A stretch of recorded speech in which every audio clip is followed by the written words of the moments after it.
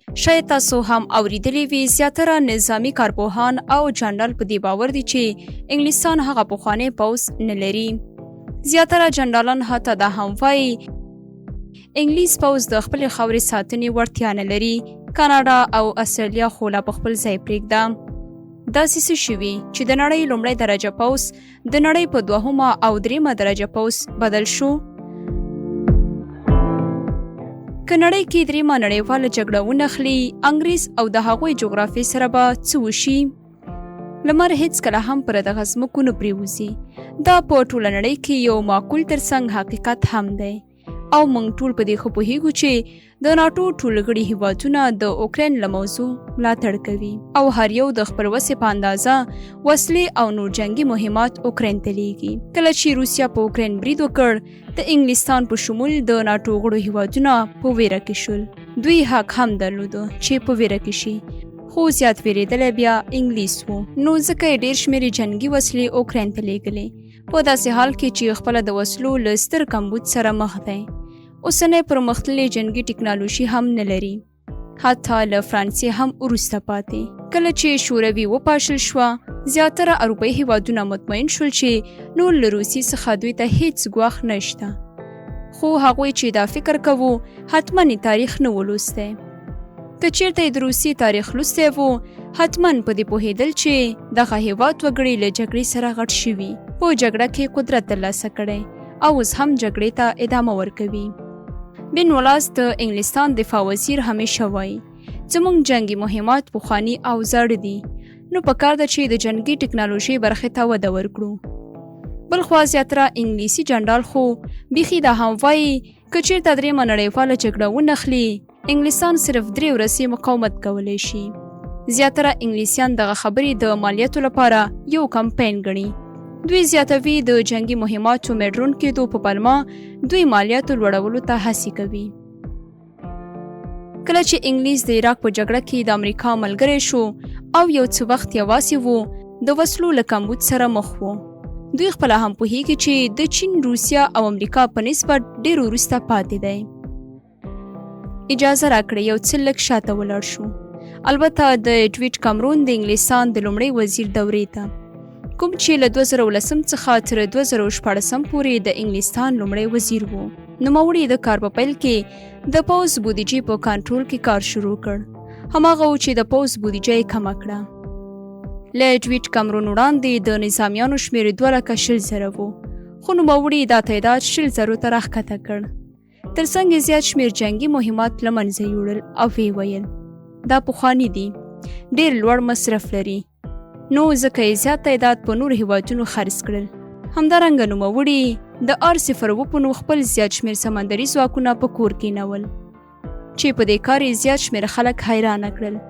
دغه شخص داسې اورېدلي چې د انګلستان حریر په نوم 2 جنګي الوتکې مفتې په امریکا خرڅې کړې.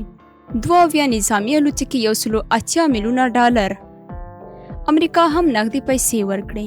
بعضې وایي نه پوهېږو دا شخص څه داسې فکر لري، خو یو تعداد نور ویلي ډیویډ کامرون په برطانیه کې د امریکا یو دولتي کارمند دی، ځکه په زیات اندازه جنګي الوتکې د لیلام په بیه په امریکا خرڅې کړې. 6 کاله د ډیویډ کامرون لپاره یو ښه فرصت و تر څو د انګلستان پوځ په نه باورېدونکې توګه ضعیف کړي. کله چې نوموړی د پوځ پر بیا جوړېدو ټینګار کوي د کار موده یې پای ته رسیږي او ټریزا مای واک ته رسیږي. د ټریزا مای واک ته رسیدو سره د بریکزیټ مرحله شروع کیږي، یعنی د اروپایي اتحادیې څخه د انګلستان د وتو مرحله. دې وتو انګلستان هیواد ته درانه اقتصادي ګزارونه ورکړل. دا ګزارونه او تاوانونه لا جبران شوي نه و چې دنیا کرونا ونیوله. انګلستان د کرونا تاوانونه لا پوره کړي نه و چې روسیې په اوکراین برید وکړ. کله چې انګلیس د اوکراین پوځ د ماتې په حالت کې ولیده نو ځان یې مجبوره وګڼه چې اوکراین ته جنګي مهمات ولیږي. یو تعداد کسانو ویل دوی غواړي اوکراین ته د مهماتو په لیږلو سره بیرته خپل ځای په اروپایي هیوادونو کې پیدا کړي، خو تر څو هغسې نه دي شوي کوم چې انګلیس غوښته. له سمندري پلوه وضعیت لږ څه ښه دی او زیات شمېر سمندري جنګي کښتۍ او الوتکې لري. څه الوتکې؟ البته شوخي مو وکړه، هغه خو یې په نغدو پیسو په امریکا خرڅ کړل. په دې ټول پوهېدلو چې انګلستان د نړۍ تر ټولو قوي سمندري ځواک درلوده. حتی د دوهمې نړیوالې جګړې تر پای امریکا او شوروي پرې ډاره وو، خو اوس امریکا او روسیه دواړه یې سر ته ولاړ دي. دمګړی په اروپا کې غوره سمندري ځواک فرانس لري. انګلیس ته څو پخوانۍ جنګي الوتکې پاتې دي چې هغه هم باید نور ونه کارول شي. همدارنګه څه نورې د پیژندلو الوتکې لري چې هغه هم ډېرې پخوانۍ دي. که چېرته دا الوتکې مډرون نشي نور نو د بریټانیا فضا امن نه ده. اوس پوښتنه دا ده که چېرته درېیمه نړیواله جګړه پیل شي څه به وکړي؟ انګلیس د ناټو یو له مهمو غړو څخه شمیرل کیږي. یعنی که چېرته جګړه نښلي انګلیس ضرور باید پکې ګډون وکړي. کوم هیواد چې د ډېرو هیوادونو لخوا د دښمن په توګه په نښه شوی دی. نظامي کارپوهان وایي که چېرته درېیمه نړیواله جګړه ونښلي انګلیس باید ناټو تر څنګ پاتې شي تر څو دغه هیواد د نورو غربي هیوادونو د مبارزې په میدان بدل شي. د دغه هیواد مستعمره کوم چې د یو اټوم بم حق نه لري نو ضرور باید په هره جګړه کې د امریکا تر بیرغ لاندې وجنګېږي. د انګلستان خاوره د امریکا لپاره یوه ډېر امن او خورا مهم ځای دی. که چېرته چین یا هم روسیه وغواړي په امریکا برید وکړي باید له دې ځای څخه استفاده وکړي ځکه له آرام سمندر څخه نشي بریالي کیدی. اوکراین نن سبا د غرب لپاره ډېر مهم دی خو یوه بله منطقه هم شته چې له اوکراین هم زیاته مهمه ده. د چین په جنوبي سمندر کې د ټایوان کوم چې چین خپل ملکیت ګڼي امریکا اجازه نه ورکوي چې ټایوان دی د چین تر بیرغ لاندې شي. اصلي دلیل یې څه دی؟ میکروچیف، ځکه امریکا خپل ناټو میکروچیف صنعت ټایوان ته انتقال کړي.